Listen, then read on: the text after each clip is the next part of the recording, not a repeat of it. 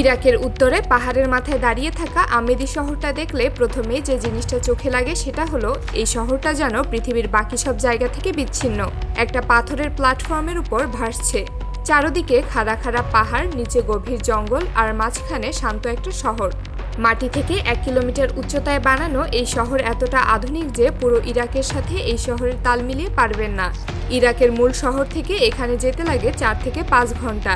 এই শহরের সবচেয়ে অবাক করা দিক হলো পুরো আমেদি শহর মাত্র 1 কিলোমিটার লম্বা আর প্রায় আধা কিলোমিটার চওড়া একটা বিশাল পাহাড়ের উপর দাঁড়িয়ে আছে। তবুও এখানে মানুষজন বাস করছে কয়েক হাজার বছর ধরে, আর আজ সেখানে গড়ে উঠেছে বিশ্বের অন্যতম আধুনিক শহর, যেখানে লাক্সারিয়াস গাড়িও চলতে দেখবেন। ভাবতেই অবাক লাগে যে মাটি থেকে 1 কিলোমিটার উপরে বানানো হয়েছে এক আধুনিক শহর। জায়গাটা এত ছোট যে আপনি চাইলে 20 মিনিটেই পুরো শহরটা হেঁটে ঘুরে ফেলতে পারবেন। জানলে অবাক হবেন এই শহরে 2000-এর বেশি ঘরবাড়ি রয়েছে, আর যেখানে 12,000-এর বেশি মানুষ বসবাস করে। ইরাক মুসলিম দেশ হলেও এই শহরে মুসলিম, খ্রিস্টান এবং বিভিন্ন ধর্মীয় সম্প্রদায় একসঙ্গে বসবাস করছে। এই শহরে ঢুকলে আপনার মনেই হবে না যে আপনি পৃথিবী থেকে বিচ্ছিন্ন কোনো শহরে এসেছেন। ভেতরে রয়েছে দোকানপাট, হোটেল, শপিং কমপ্লেক্স এবং লাক্সারিয়াস সব রেস্টুরেন্ট। প্রতি বছর কয়েক লাখ পর্যটক সেখানে যায় এই শহরকে দেখার জন্য। কিন্তু এই শহর নিয়ে কিছু অদ্ভুত ব্যাপার আছে। বলা হয় এই শহর উঁচু পাথরের উপর বানানো হয়নি, এই শহর সাধারণ মাটির উপরেই বানানো হয়েছিল।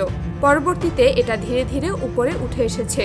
কিছু গবেষকদের মতে এটা সত্যি আশ্চর্যের যে এত সমতল আর এত উঁচু এবং বড় পাহাড় পৃথিবীতে আর একটাও নেই। তবে এটাই পৃথিবীর সবথেকে উঁচু শহর না। পৃথিবীর সবথেকে উঁচু শহরের নাম লারিনকোনারা। শুনতে অবিশ্বাস্য মনে হলেও এটা মাটি থেকে 5 কিলোমিটার উপরে বিশাল পাহাড়ের মাথায় বানানো এক শহর। তার থেকে অবাক করা ব্যাপার হলো এই পুরো শহরটাই মেঘের উপরে দাঁড়িয়ে আছে। বলতে গেলে এখানে সারা বছর মেঘের কুয়াশা লেগেই থাকে। শহরটি পেরুতে অবস্থিত। শহরটিতে প্রায় 50,000 মানুষ বসবাস করে। অদ্ভুত ব্যাপার হলো মাটি থেকে 2.5 কিলোমিটার উচ্চতার শহরে পৌঁছালে আপনি অক্সিজেন ছাড়া সেখানে 1 মিনিটও টিকতে পারবেন না। কিন্তু সেখানকার বাসিন্দারা কোনো অক্সিজেন ছাড়াই 5 কিলোমিটারের উপরে শহরে ঘুরে বেড়াতে পারে। কিন্তু প্রশ্ন হলো এত কষ্ট করে মানুষ এখানে কেন থাকে? সহজ উত্তর হলো স্বর্ণের জন্য। বলা হয়ে থাকে এই শহরেই সোনা দিয়েই শুরু হয় দিন, সোনাতেই শেষ হয় রাত। কাদা চ্যাটচ্যাটে মহাকাশের এত কাছের এই শহরে কিন্তু বসবাসের জন্য তেমন কিছুই নেই। তবুও এই শহরে থাকতে চায় মানুষ। তারা যেখানেই মাটি খুঁড়ে সেখান থেকেই স্বর্ণ বেরিয়ে আসে।